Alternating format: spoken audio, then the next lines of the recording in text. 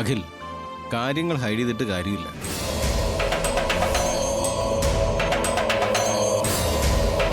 അജ്ഞാതമായ എന്തോ ഒരു പദാർത്ഥം ശ്യാമയുടെ ഉള്ളിൽ പോയിട്ടുണ്ട്.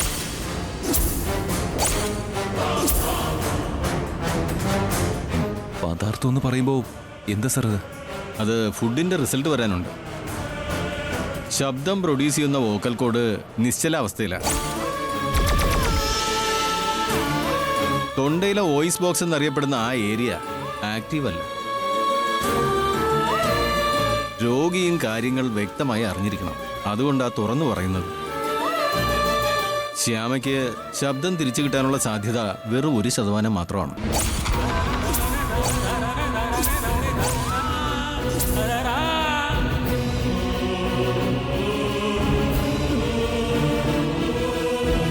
ഡോക്ടറെ, ഞങ്ങളെ കൈ ഒഴിയരുത്.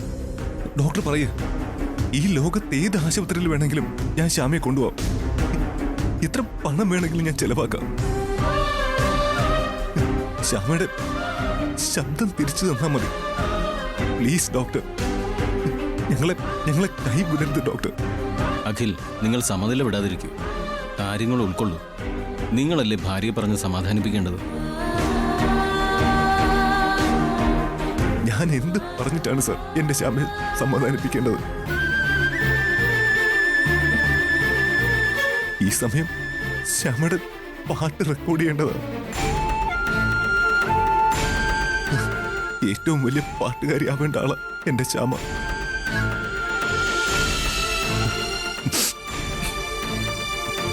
സംസാരം തിരിച്ചിട്ടാൻ മരുന്നുണ്ടാവും അല്ലേ ഡോക്ടർ? പ്ലീസ് ഡോക്ടർ, ഞാൻ കാല് പിടിക്കാം doctor.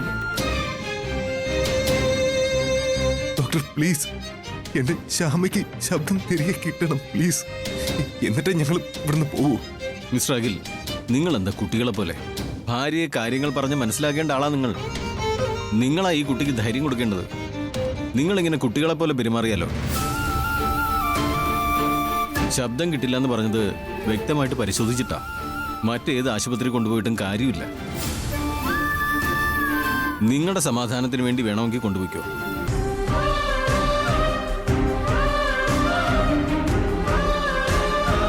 Thank you doctor. വാശാമേ.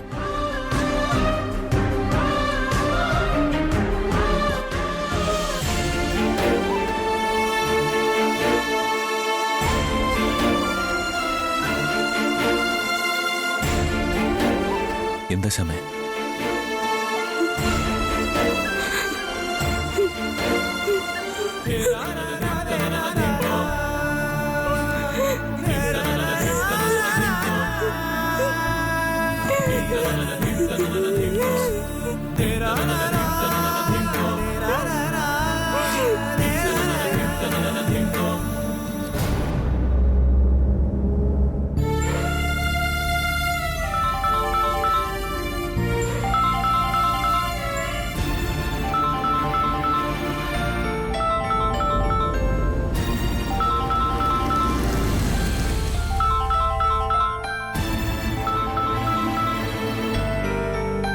Hello. Hello മോനെ, ഞാൻ എന്തൊക്കെയാ കേൾക്കുന്നേ? ശ്യാമയ്ക്ക് എന്ത് പറ്റിയതാ? മോൻ്റെ അമ്മ വിളിച്ചായിരുന്നല്ലോ. അച്ഛാ, മോനെ, ഞാൻ ചോദിക്കുന്നത് കേൾക്കുന്നില്ലേ? എന്തെങ്കിലും ഒന്ന് മറുപടി പറ മോനെ. ഏയ് ഒന്നുമില്ല അച്ഛാ. അല്ല, മോൻ്റെ ശബ്ദം കേട്ടാ അറിയാം. എന്തോ അവിടെ സംഭവിച്ചിട്ടുണ്ടോ? മോനെ, മോൻ കാര്യം പറ. മോൻ്റെ കാര്യം ചെയ്യേ. ശ്യാമയ്ക്ക് ഇന്ന് ഫോൺ കൊടുത്തേ. അച്ഛന് സംസാരിക്കണമെന്ന്.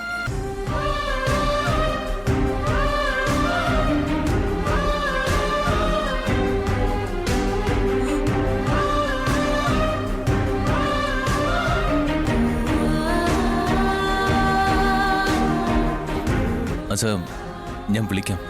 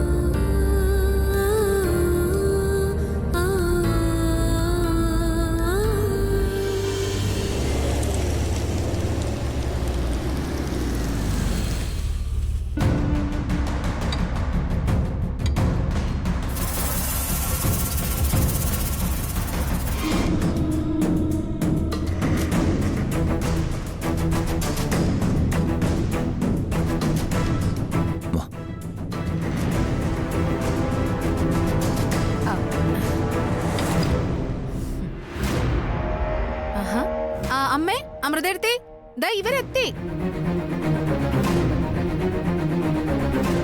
ശബ്ദം കിട്ടിയോ?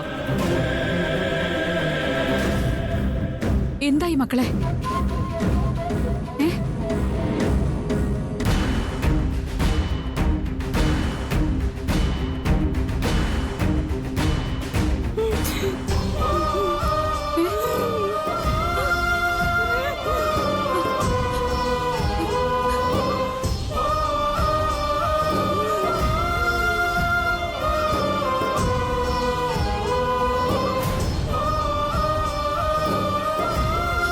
മോളെ എന്താ?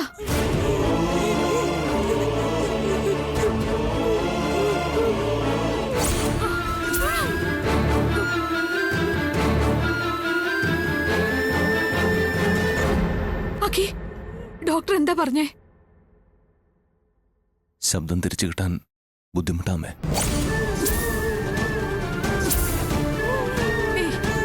ഒരു ആശുപത്രി അല്ലല്ലോ മോളെ ഉള്ളത്. നമുക്ക് വേറെ ആശുപത്രി പോവാം.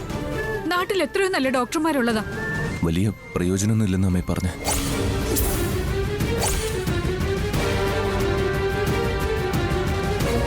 ഏത് മഹാരോഗത്തിനും ചികിത്സയുള്ള കാലം ഇത്, എന്നിട്ടാണോ ഇതിനില്ലാത്തത്?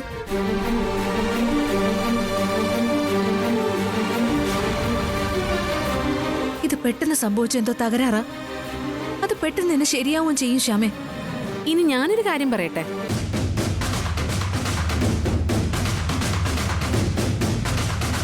അഖി, പറയുമ്പോ നിനക്ക് ദേഷ്യം തോന്നണ്ട.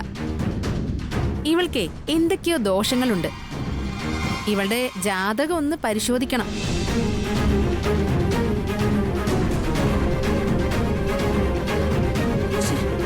അമ്മ, ഇവിടെ വന്നു കയറിയതിന് ശേഷമാ ഈ കുടുംബത്തില് ഓരോ പ്രശ്നങ്ങൾ ഉണ്ടായി തുടങ്ങിയത്. ഇപ്പൊ ഇതാ ആ പ്രശ്നങ്ങള് അവളെ തന്നെ ചാടി പിടിച്ചിരിക്കുന്നു.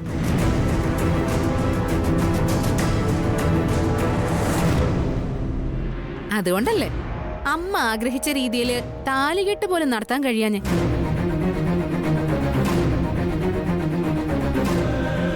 ഇനി ജീവിതകാലം മുഴുവനെ എന്താ പറഞ്ഞത്? അഖി, വേണ്ട.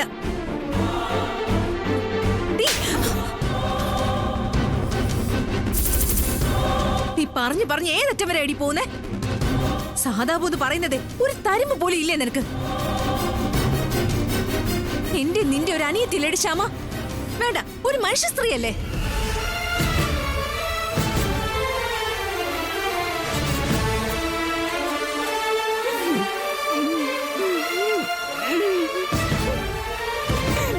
എന്റെ ഈശ്വര, എനിക്കിതൊന്നും കാണാൻ വയ്യ. ഞാൻ എന്തെങ്കിലും പറയുമ്പോ തല്ല വന്നിട്ട് കാര്യമില്ല. ഏറ്റവും വലിയ ഭക്തിയാ ഇവള്. ഇവൾക്ക് ഈശ്വരൻ ഇങ്ങനൊരു ശിക്ഷ കൊടുക്കുമ്പോ അതിലെന്തെങ്കിലും കാരണമുണ്ടോന്ന് അന്വേഷിക്കണം. അതേ ഞാൻ പറയുന്നുള്ളൂ.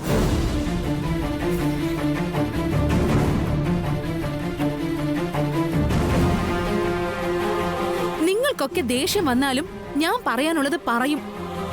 ഇവൾ ഇവിടെ നിൽക്കുന്നത് ഈ വീട്ടിനാകെ ദോഷം.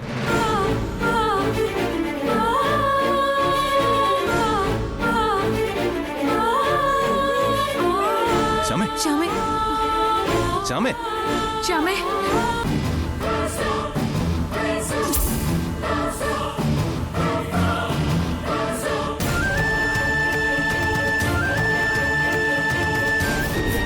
ശ്യാമേ,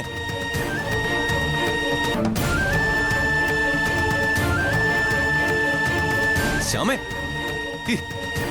ശ്യാമേ, നിൽക്കും. ശ്യാമേ, എന്താ തനി കാണിക്കുന്നേ?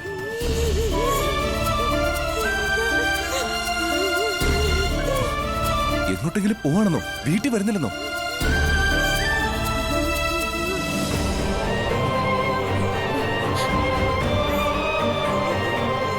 എന്താ മോളെ, എന്താ നീ കാണിച്ചേ? ഐശ്വര്യയുടെ രീതികൾ നിനക്ക് അറിയില്ലേ ശ്യാമേ? നീ അവിടുന്ന് ഇറങ്ങി പോകണമെന്നായിരുന്നു അവളുടെ ആഗ്രഹം. അതിനുവേണ്ടി അവൾ ഓരോന്ന് പറഞ്ഞു. അവൾ ഉദ്ദേശിച്ച കാര്യവും നടന്നു. നീ വന്നേ, വാ ശ്യാമേ.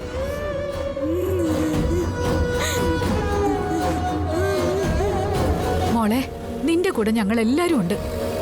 ആനന്ദേട്ടൻ ബാംഗ്ലൂരിൽ നിന്ന് കാര്യങ്ങൾ വിളിച്ച് അന്വേഷിക്കുന്നുണ്ട്. ആദ്യ അരുണും ഒക്കെ എപ്പോ വിളിച്ചാലും വരാൻ തയ്യാറായി നിൽക്കുക. ഇത്രയും പേര് മോക്ക് വേണ്ടി നിൽക്കുമ്പോ ഒരാളിന്റെ വാക്ക് മാത്രം ശ്രദ്ധിക്കാൻ പോകുന്നത് എന്തിനാ?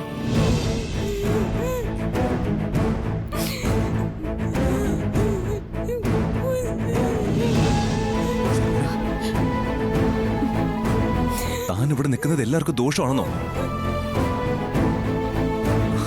ഇത്രയും പറഞ്ഞിട്ട് മനസ്സിലാവുന്നില്ലെങ്കിൽ ശരി, നീ പൊക്കോ. പക്ഷെ ഒരു കാര്യം, നിന്റെ കൃഷ്ണൻ ആ വീട്ടിലാ.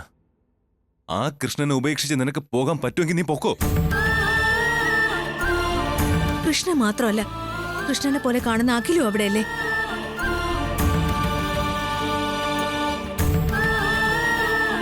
മോളെ, മോളുടെ വിഷമം ഞങ്ങൾക്ക് ഊഹിക്കാം. പക്ഷേ ഞങ്ങളുടെ വിഷമം മോൾ അറിയുന്നില്ല. അമ്മേ, അവിടെ ചെന്നിട്ട് ആ സ്ത്രീയോട് ഞാൻ കുറച്ച് ചോദിക്കും. ആരും ഇടപെടരുത്. ഒന്നും വേണ്ട, അമ്മ നോക്കിക്കോളാം. അവളെ ഒരു പാഠം പഠിപ്പിച്ചാലേ ശരിയാവൂ അമ്മേ.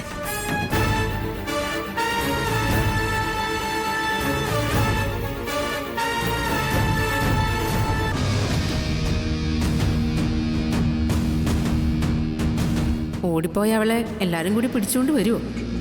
അങ്ങനെ കൊണ്ടുവന്നാൽ അടുത്ത മാർഗം എന്തെങ്കിലും നോക്കണം.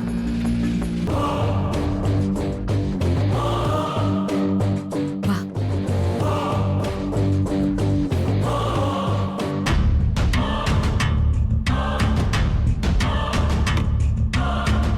അമ്മേ, ശ്യാമി എന്തിനാ ഓടിയത്? ഞാൻ എന്റെ മനസ്സിൽ തോന്നിയ ഒരു കാര്യം പറഞ്ഞു. എല്ലാവർക്കും നല്ലതിനായിട്ടാ പറഞ്ഞ. പക്ഷേ ശ്യാമ ബുദ്ധിപൂർവ്വം ചിന്തിച്ചു, ഈ അവസരം ഉപയോഗിച്ച് എന്നെ കുറ്റക്കാരിയാക്കാൻ. ഇവള് മനസ്സിൽ കണ്ടതേ നടന്നു. എന്താടാ? നോക്ക്, ശ്യാമയുടെ നേർക്ക് നിന്ന് സംസാരിക്കാൻ പോയിട്ട് ശ്യാമ എന്ന പേര് പറയാൻ പോലും നിങ്ങൾക്ക് അർഹതയില്ല. ശബ്ദവും വാക്കും ഒക്കെ എന്തിനുപയോഗിക്കണമെന്ന് നന്നായി തിരിച്ചറിയാവുന്നവളാ ശ്യാമ. ശ്യാമ സംസാരിക്കുന്നത് മറ്റുള്ളവരുടെ നന്മയ്ക്ക് വേണ്ടിയിട്ടുള്ള കാര്യങ്ങളാ. പക്ഷേ നിങ്ങളുടെ നാവിന്ന് വരുന്നത് വിഷമാ. നിങ്ങൾക്കൊരു സുപ്രഭാതത്തില് ശബ്ദം നിന്നു പോയാലും ആ വിഷം പുറത്തു വരും, നിങ്ങളുടെ മനസ്സിൽ കൂടി. ഇവളെ ഈ വീട്ടിൽ നിന്ന് ഇറക്കി വിടേണ്ടത്. ഇറങ്ങിപ്പോടി. ഇറങ്ങാൻ. വിടും. ഇറങ്ങും. വിടാ. ദേ, ഇതുവരെ ഞാൻ ക്ഷമിച്ചു. എന്റെ ദേഹം നൊന്താ എന്ത് ചെയ്യണമെന്ന് എനിക്ക് അറിയാം.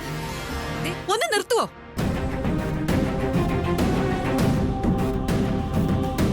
ഇനി ഞാൻ പറയാം. ഐശ്വര്യ, ഞാനിപ്പോ ഒരു തീരുമാനം എടുത്തിട്ടുണ്ട്. അത് നിന്നോട് ആവശ്യപ്പെടും. കണ്ണടച്ചങ്ങ് ചെയ്തോണം. എന്താ അമ്മേ? മാപ്പ് പറ.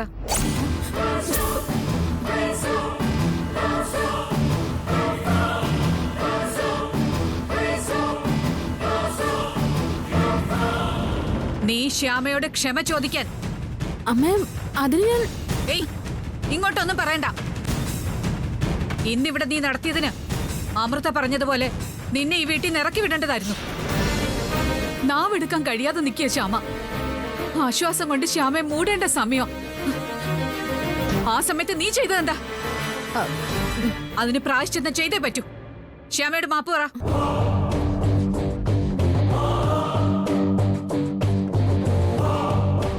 ഈ സമയത്ത് ബുദ്ധിപൂർവ്വം തന്നെ പ്രവർത്തിക്കണം. ഇപ്പൊ ഉടക്കി നിന്ന പണിയാകും. ചുമ്മാ ഒരു മാപ്പ് പറഞ്ഞേക്കാം. എന്താ ആലോചിച്ച് നിൽക്കുന്നേ? മാപ്പ് പറയാൻ. മാപ്പ് പറയാമേ.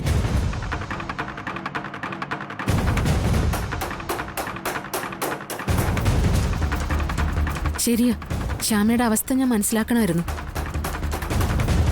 ഒരു തിരിച്ചറിവില്ലാതെയാ ഞാൻ സംസാരിച്ചേ.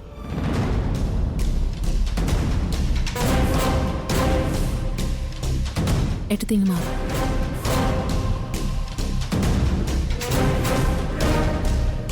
ശ്യാമേ, നീ ഈ ഏട്ടത്തിക്ക് മാപ്പ് തരണം.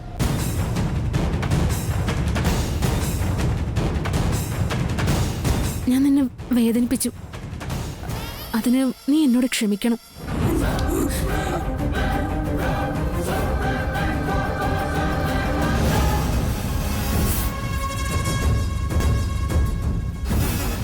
ഇനി ശ്യാമയോട് മിണ്ടി പോരുതെന്നാ ശ്യാമ പറയുന്നത്, മനസ്സിലായല്ലോ?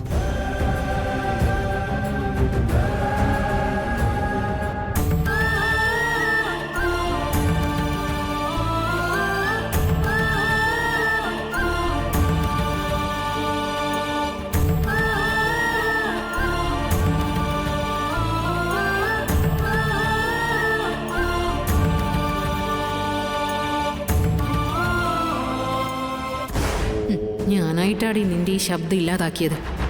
ഇനി അടുത്തത് നിന്നെ പൂർണ്ണമായും ഇല്ലാതാക്കും. വലിയ കൃഷ്ണ തുളസി. നീ ഇനി കൃഷ്ണ തുളസിയല്ല, വാടിപ്പോയ തുളസിയാ.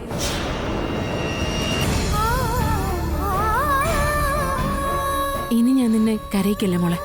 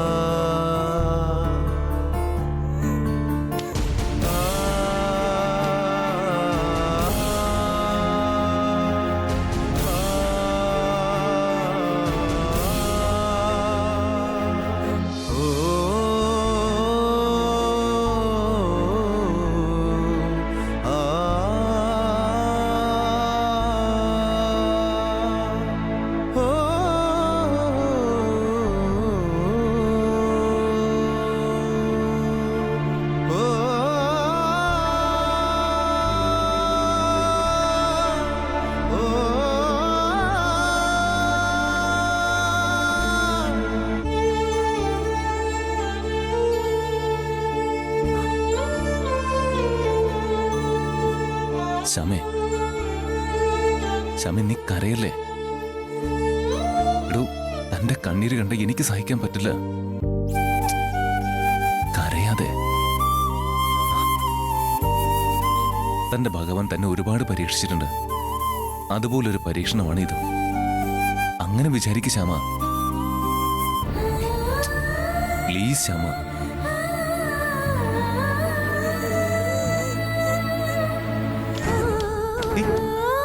ശ്യാമേ, ശ്യാമ എന്തായി കാണിക്കുന്നേ? നിന്റെ കൂടെ ഞാനില്ലേ? നിന്റെ അഖിൽ സാറില്ലേ? അതാ കൃഷ്ണനും ഉണ്ട്.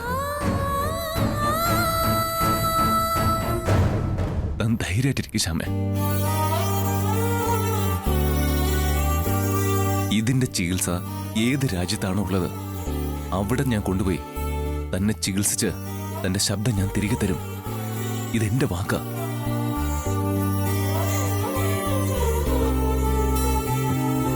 എന്താ ശ്യാമ?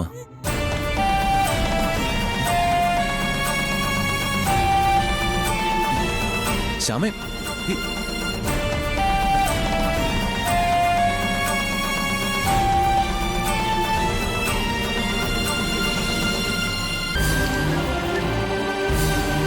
എന്താന്ന് പറയേ? എന്താ?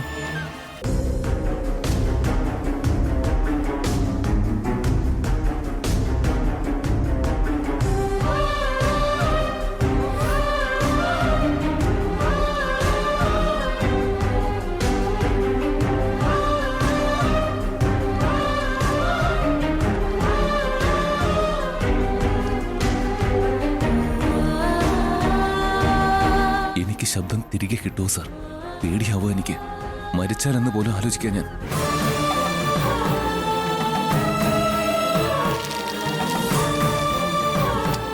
എന്തൊക്കെയാ ശ്യാമ താനീ പറയുന്ന? അഖിൽ സാറ് കൂടെ ഉള്ളപ്പോ ഒന്നിനും പേടിയില്ലെന്ന് താൻ എത്ര വട്ടം പറഞ്ഞിട്ടുള്ളതാ. മരിച്ചാലും അഖിൽ സാറിനൊപ്പം മരിക്കുമെന്ന് പറഞ്ഞിട്ട് നിനക്കിപ്പോ എന്തിനാ പേടി വരുന്നേ? പറയ് ശ്യാമ.